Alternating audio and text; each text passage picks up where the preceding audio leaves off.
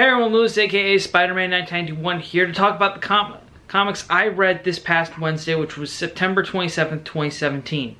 These are now, of all the comics I read this week, I want to talk about some comics that you should be reading that came out that Wednesday. Let's get started. First on the list is Action Comics number 988. The mystery of how Jor-El survived Krypton is revealed in this issue. Apparently Jor-El was mysteriously teleported off Krypton, brought to Earth, where he was put in a war-torn country, witnessed the worst of humanity, and now it pretty much explains why Jor-El has such a low opinion of them. Now, so far, the Oz effect pretty much revealed that, last issue revealed that Mr. Oz is Jor-El. One of the things that I think a lot of people questioned was how Jor-El survived Krypton. Well, it's revealed in this issue. Also, the cover kind of gives it away where we see Jor-El kind of vanishing in blue energy, which hints that Dr. Manhattan is behind this. I really like this story arc a lot so far. It's doing a good job expanding Jor-El's character beyond just being Superman's dad from Krypton. We actually see that, you know, he survives, and he even compares that of humanity ignoring Superman's inspiration is basically the same thing when people wouldn't listen to him on Krypton. Also, it has an interesting tie into Watchmen because, again, we have Dr. Manhattan saving Jor-El, but we don't know exactly why he did it or what he's up to. But so far this arc has been very interesting. I think it's done a good job revealing who Mr. Oz is, which was one of the biggest mysteries of Rebirth, and also in a way it's setting Superman up for the Doomsday Clock series, which is coming out in November, which I'm super excited for. And if you're a Superman fan, you should definitely be reading Action Comics. Archie number 24. Archie's still racked with guilt over what happened to Betty. Also, Betty is adjusting to her new situation in a wheelchair, and Reggie Mantle is arrested.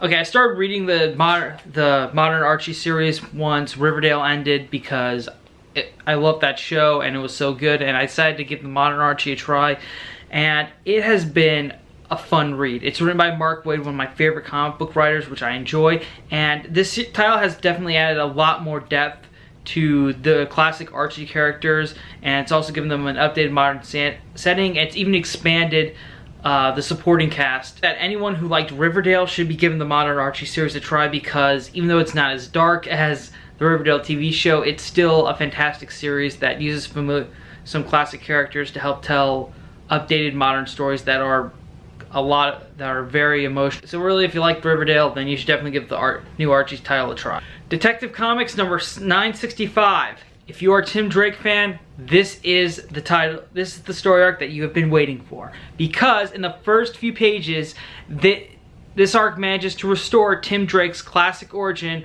from the story arc A Lonely Place of Dying. So the whole idea that he figured out who Bruce and Dick were, went and tracked them down, and then spoke to Dick, and then spoke to Dick about helping Batman. But when Dick didn't want to become Robin again, Tim became Robin himself to help them out when they were trapped under a collapsing building by Two-Face. So having Tim's classic origin restored is great, because the New 52 origin wasn't really that great. Also, it means that Tim is officially a Robin again, because that was also a thing that they did in the New 52, was they said Tim was never Robin, he was just Red Robin the whole time. Yeah, well, he's Robin again, so yeah.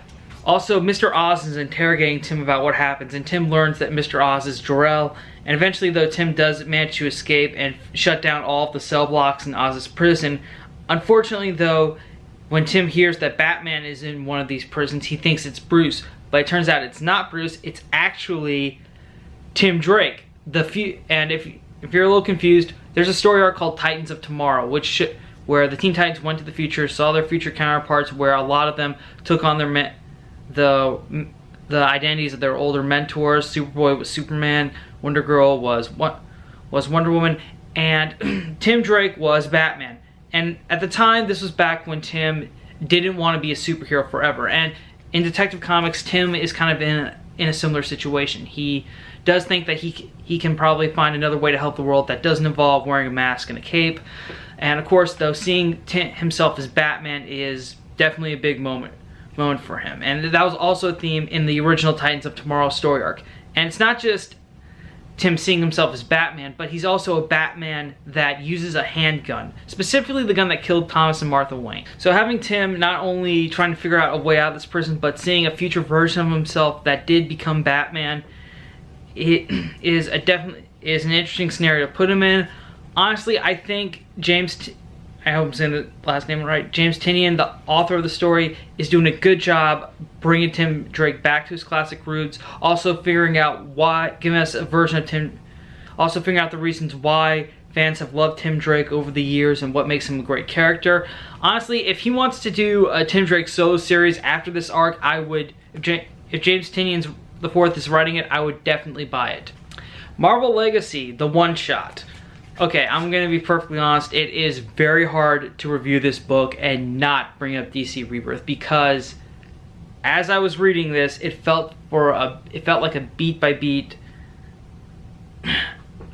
copy of Rebirth. Now, not a full copy in a way, but it's basically the same thing. I mean, it's basically a bunch of like little scenes with different characters in the Marvel universe that just show us like they're also trying to like build up to what is yet to come and what's going to happen in the future. I think if you're gonna read some titles that are gonna have the Marvel Legacy banner on them, then you should probably read this to get a clear idea about what's gonna happen.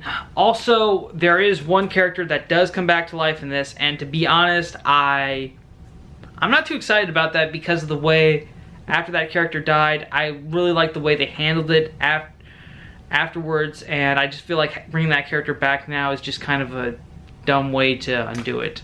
But good news is they are hinting at a return for the Fantastic Four, or at least subtly building up to it, so yay! Alright, last title, Nightwing, The New Order #2.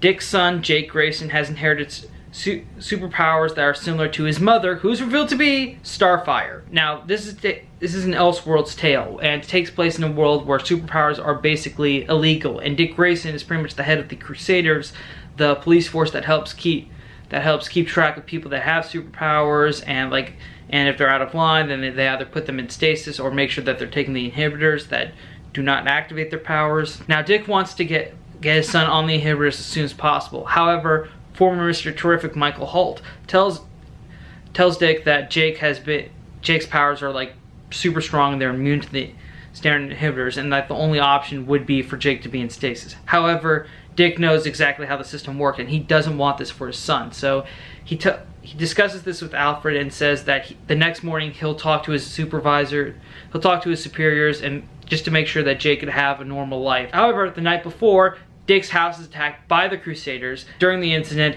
Alfred is dead. Jake and Dick are both taken into custody. This series is awesome. First of all, it's written by Kyle Higgins, who had an amazing Nightwing run during the New 52 series.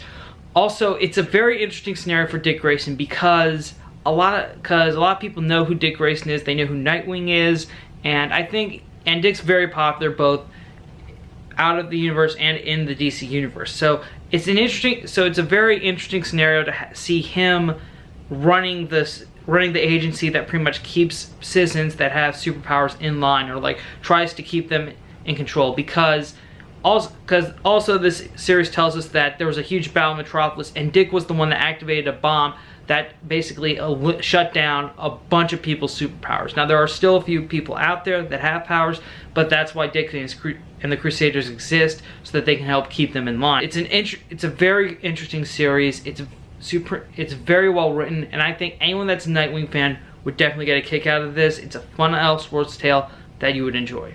That's it for my weekly comic book video. I know this video is late. It's because the second half of my week after Wednesday was very busy for me. I didn't have time to film this yet, so hopefully you guys will still like this video. Remember to like it, subscribe to my channel, hit the bell to stay notified. Follow me on my social media, which is links are in the description below. Thanks again for watching. I'm Spider-Man 1991 saying see you later.